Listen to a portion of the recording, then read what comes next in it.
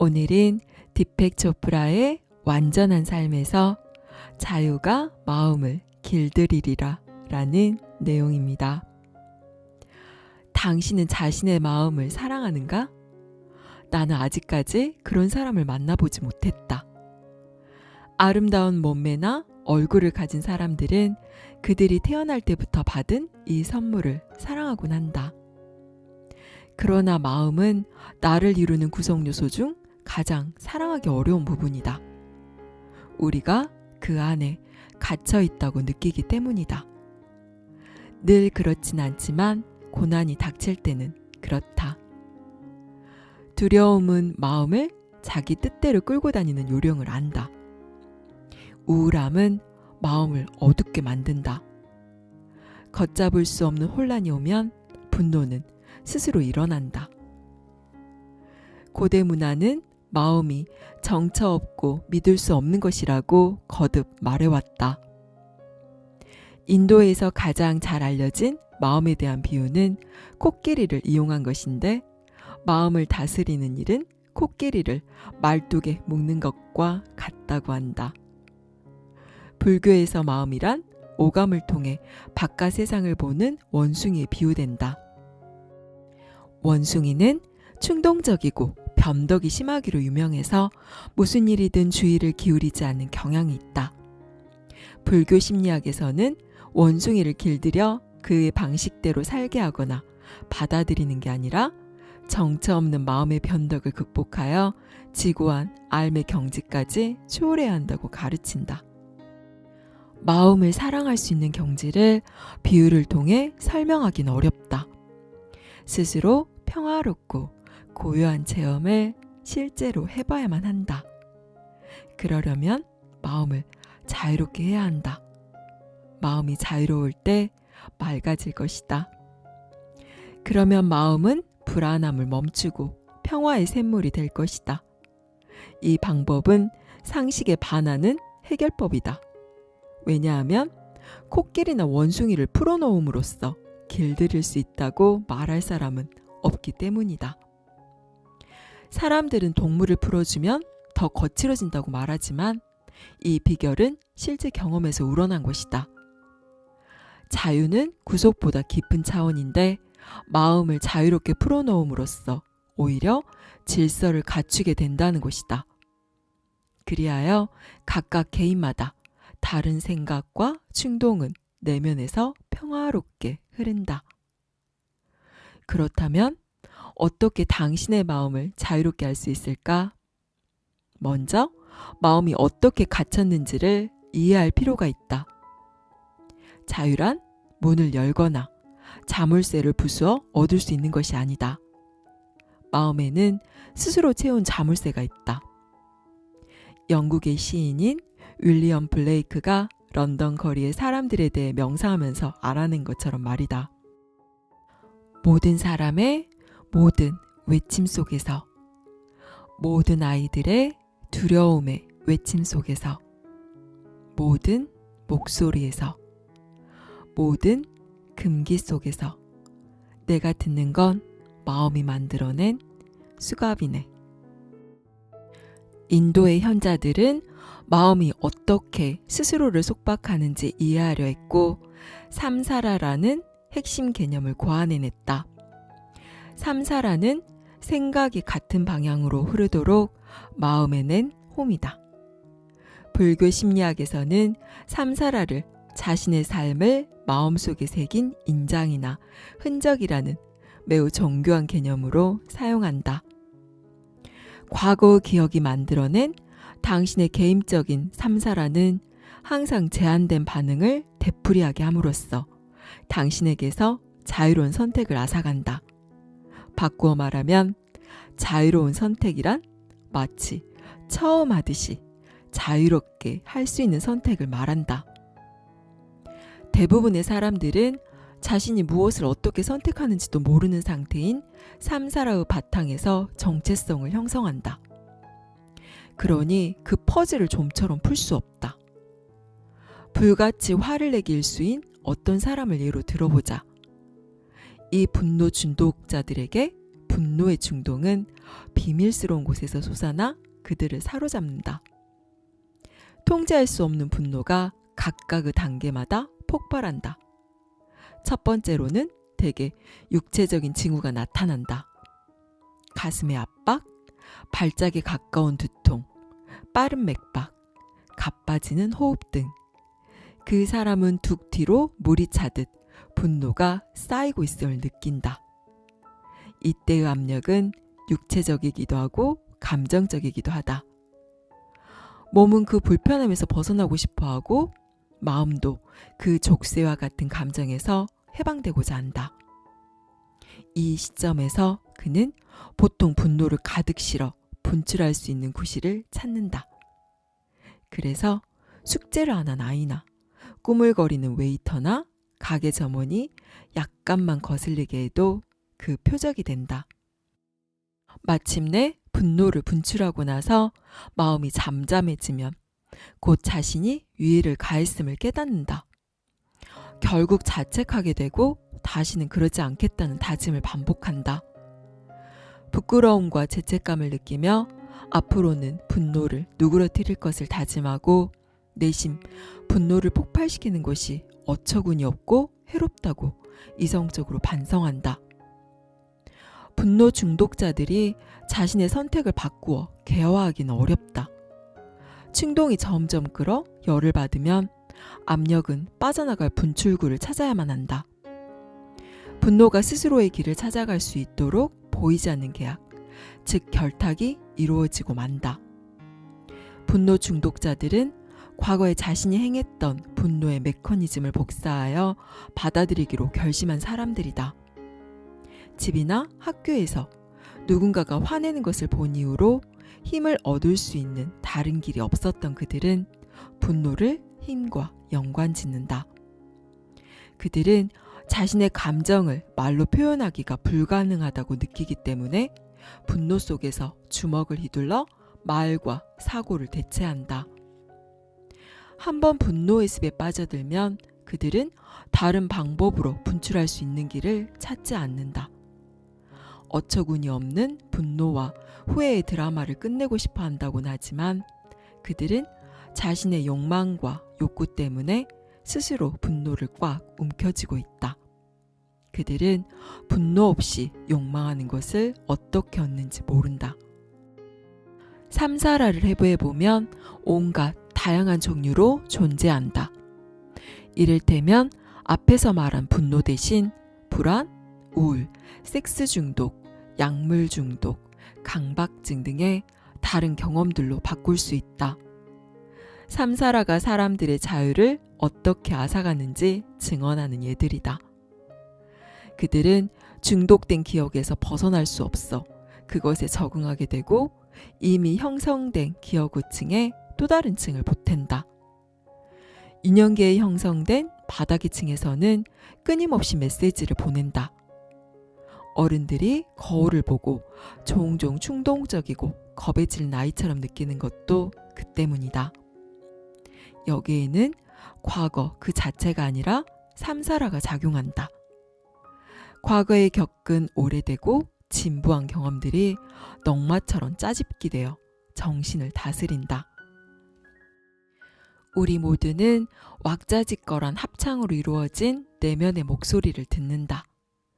그것들은 특별한 순서도 없이 잔소리하고 칭찬하고 가만히 설하고 판단하고 경고하고 의심하고 불신하고 신뢰하고 불평하고 희망하고 사랑하고 두려워한다. 극단적으로 단순화시켜 말한다면 우리는 모두 좋은 면과 나쁜 면을 가지고 있다고 할 수 있다. 우리는 과거의 경험에서 형성된 수천 가지 측면들을 지니고 있다. 내가 듣는 목소리가 실제로 얼마나 되는지 나눠서 세어본다는 것은 불가능하다. 나는 그중 어떤 것들은 유년기 때 만들어졌다고 느낀다. 다른 목소리들은 어른의 것이며 거칠다. 나는 과거에 나를 비난하거나 처벌한 사람들의 목소리를 듣는다. 각각의 목소리는 내가 온전한 관심을 쏟을 가치가 있다고 믿는다. 이런 주장, 요구와 욕구들이 일으키는 폭동을 진압하기 위해 귀가 멍멍할 정도의 소음을 만들어내면서 호통치는 중심적인 자아란 없다. 내가 관심을 옮길 때마다 무대 뒤편이 시끌벅적 혼란해질지라도 어떤 순간에도 내가 가장 관심을 기울이는 목소리가 내 목소리가 된다. 그 길들일 수 없는 혼란은 나를 잡아끌어 이 길로 가도록 한다. 그리고 그것은 내가 그토록 조각나 있다는 증거이기도 하다. 이 시끌벅적한 혼란은 어떻게 길들일 수 있을까? 어떻게 하면 유일한 실체에 꼭 들어맞는 나의 감각을 되찾을 수 있을까? 다시 한번 그 답을 말하건대 그것은 자유다. 그러나 자유는 자기만의 방식으로 찾아야만 한다. 당신은 결정으로부터 자유로워져야 한다. 당신이 선택하기를 그칠 때 머릿속에서 들리는 목소리들은 즉시 힘을 잃을 것이다. 삼사라는 당신이 과거로부터 기억해낸 선택이다. 각각의 선택은 당신을 미세하게 변화시킨다. 태어나자마자 그 과정이 시작되었고 지금까지 계속되고 있다. 그것과 싸우는 대신 우리는 계속해서 선택할 수 있다고 믿어왔다. 그 결과 우리는 새로운 삼사라를 추가하고 오래된 삼사라들은 더 강화한다. 키에르케고르는 하나님을 찾은 사람은 스스로를 자유롭게 한 사람이라고 했다. 만약 하나님이 당신을 위해 모든 결정을 내려준다고 생각하면 기분이 어떻겠는가? 이 질문에 대답하는데 더 가까이 다가선 사람은 하나님에게 더 긴밀하게 연결될 것이라고 생각한다. 단순한 삶의 상태에서 가장 혁명적인 선택은 즉각적으로 이루어질 수도 있다. 모든 상황에서 에고가 고전할 때 당신의 삶의 심원한 부분은 이미 무엇을 해야 할지 알고 있다. 그리고 그 선택은 놀라울 정도로 적절하고 완벽한 시간에 이루어진다. 사람들은 섬광과 같은 명료함 속에서 불현듯 자신이 무엇을 해야 할지 알아채는 경험을 하고 난다. 선택 없는 삶이야말로 자유로운 삶의 다른 이름이다. 내부에 있는 선택자를 자유롭게 함으로써 당신은 한계없는 삶에 대한 권리를 주장할 수 있으며 온전한 신뢰로서 신의 의지에 따라 행동할 수 있다. 그렇다면 우리는 선택을 함으로써 덫에 걸렸다는 말인가? 이건 정말 놀라운 생각이다. 왜냐하면 우리는 평생 동안 그 규칙에 반대되는 일을 해왔기 때문이다. 우리 모두에게 삶이란 한 번에 하나의 선택을 하면서 살게 되어 있다. 외부 세계는 가능성들이 끝없이 휘황찬란하게 펼쳐진 거대한 시장과도 같다. 그리고 모든 사람들은 그 시장에서 무엇이 나에게 가장 좋은지 꼼꼼하게 골라서 쇼핑을 한다. 대부분의 사람들은 그들의 쇼핑백에 뭐가 들어있는지에 따라 스스로를 파악한다. 집이나 직업, 배우자, 자동차, 아이들이나 돈 같은 것들이 그 안에 들어있다. 그러나 당신이 A를 선택하고 B를 선택할 때마다 당신은 유일한 실체를 그 뒤에 남기도록 강요당한다. 당신은 당신이 선택하는, 선호하는 물건들로 자신을 정의하고 있다. 이에 대한 대안은 결과에 집착하기를 멈추고 그 원인에 눈을 돌리는 것이다.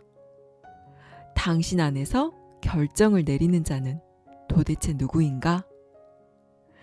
이 목소리는 과거의 유물인데 시간을 넘어 존재하는 오래전에 내린 결정들이다. 지금 이 순간 당신이 과거의 자신이라는 짐을 지고 산다면 당신은 더 이상 살아있는 게 아니다. 이렇게 자신을 죽이는 수천, 수만 개의 선택으로부터 자신을 보호해야 한다. 만약 당신이 과거를 답습하지 않으며 바로 지금 선택하고 그 선택을 온전히 이해한다면 집착할 것이 아무것도 없으며 과거는 압축된 쓰레기를 더 이상 만들 수 없게 된다. 선택은 흐름이 되어야 한다. 당신의 몸은 존재의 자연스러운 방식을 보여준다. 앞에서 살펴보았듯이 각각의 세포는 단지 몇 초간 생존할 수 있는 양분과 산소만을 저장할 뿐이다. 세포는 에너지를 축적하지 않는다. 왜냐하면 그 다음에 무슨 일이 닥칠지 그들은 모르기 때문이다. 저장하기보다는 유연하게 반응하는 것이 생존에 훨씬 더 중요하다. 언뜻 보기에 우리 세포는 취약하고 방어에 약한 것 같지만 세포가 소멸하는 것만큼 다시 생성될 수 있다는 것을 20억 년의 진화가 증명한다. 우리는 무엇을 얻을지는 선택할 줄 안다. 그러나 어떻게 버리고 놓아야 할지 아는 사람은 거의 없다. 한번 경험한 것을 놓아서 다음을 위한 여분의 공간을 만들어 주어야 한다. 놓는 기술은 습득할 수 있다. 한번 습득하기만 하면 당신은 더욱더 인생의 순간을 즐길 수 있다. 여기까지 디펙 초프라의 완전한 삶이었습니다. 당신은 당신의 자유의지대로 살고 계시나요? 당신은 스스로가 자유로운 존재라고 생각하고 계시나요? 당신은 완전한 자유가 무엇이라고 생각하시나요? 우리는 하루를 살아가는데 수많은 선택을 자신의 의지대로 결정하고 행동한다고 생각합니다. 하지만 자세히 살펴보면 우리 대부분의 결정은 이미 과거에 했던 방식대로 무의식적으로 이루어집니다. 이미 정해진 프로그램대로 선택하면서 사람들은 자신의 의지대로 선택했다고 착각을 하는 것이지요. 이 사실에 동의를 하지 못하겠다면 당신이 오늘 하루를 어떻게 살았나 하나하나 살펴보세요. 어제를 반복해서 살아내지 않았나요? 늘 하던 방식대로 일을 처리하고 늘 가던 길과 장소를 다니고 늘 만나는 사람과 마주치며 과거에 가지고 있던 이미지대로 그 사람을 바라보고 일어나는 상황에 정과 같은 해석과 반응을 보이지 않았나요? 우리는 현재를 있는 그대로 온전히 살아내지 못하고 과거에 조건 지어진 습관대로 생각하고 반응하고 행동합니다. 그래서 늘 같은 문제를 되풀이하게 되는 것이고 닫힌 쳇바퀴의 고리 속에서 벗어나지를 못하고 있는 것입니다. 우리는 매 순간 우리의 자유의지대로 사는 것이 아니라 이미 우리 안에 정해진 프로그램대로 사는 것입니다. 그러면 어떻게 하면 이 프로그램에서 자유로워질 수 있을까요? 내가 프로그램대로 생각하고 말하고 행동하고 있다는 것을 알아차리는 것입니다. 그리고 깨어서 의식적으로 선택하는 것이지요. 우주는 최소의 에너지로 최대의 효율을 내는 것을 좋아하므로 우리의 행동 또한 늘 하던 대로 관성의 법칙을 따라 움직이게 되어 있습니다. 이것이 잘못되었다는 것은 아닙니다. 하지만 정말로 내가 끊어내고 싶은 내 삶에 닫힌 고리가 있다면 늘 하던 대로 하는 방식으로는 절대로 그 고리를 벗어날 수가 없습니다.